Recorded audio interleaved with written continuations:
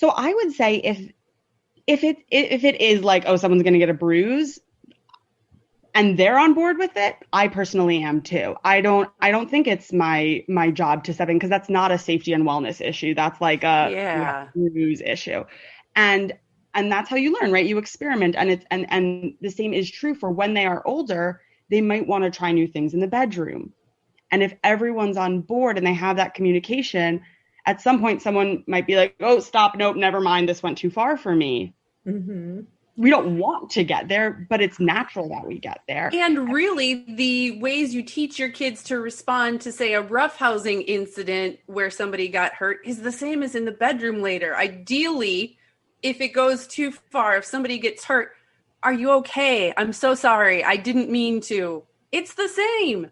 It's the same. They're generalizable skills. If how the roughhousing is going gets to a place where all of a sudden you're in a different room with lots of sharp corners and things like that, right? Then you might want to do a check-in again or put like this is now a real safety issue. Mm-hmm. Beyond that, as long as the two of them are on board and they're going to be Mm-hmm. fine, go for it. You hit a stopping point and then you talk through what do you do then?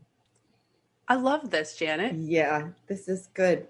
I want to make sure that we talk about handling rejection gracefully, because I'm even thinking about your example of the kids in the yoga class and one's poking the other one. Okay, so you ask the question, did you ask them? And they said, no, I don't want to roughhouse with you. I don't want to play with you right now.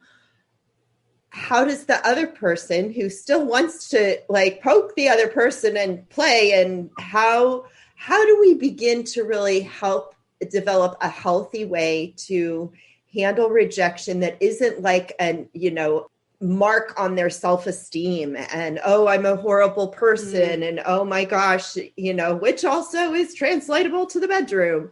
So how do we teach handling rejection gracefully without having it totally destroy our self-esteem?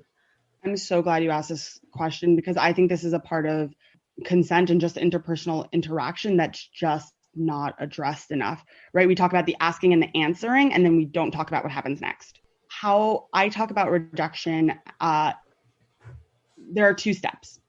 There's first, what are you saying? How are you reacting in the moment to the person who rejected you? And yes, rejected is a strong word, but we're going to use it. Yeah. But, right. How do you handle that moment when they say, no, I don't want that? Mm-hmm. Right. And that's usually a one phrase thing. Like, okay, cool. Thanks for telling me. Like, bummer. Okay. But that's important to know that that's a step to like close up the conversation. And then the second part of it is, okay, now how are you dealing it with afterwards as a more emotional blow, right? If you're feeling anger or sadness or disappointment or shame.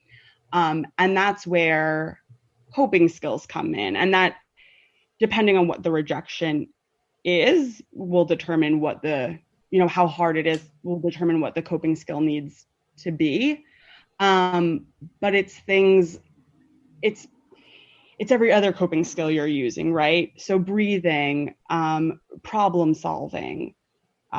You can, for touch specifically, you can say like, put yourself in their shoes. Like, how would you like if someone was poking you? But I also say, sometimes we don't like the same things, right? I like chocolate, you like vanilla. It's not just about put yourself in their shoes.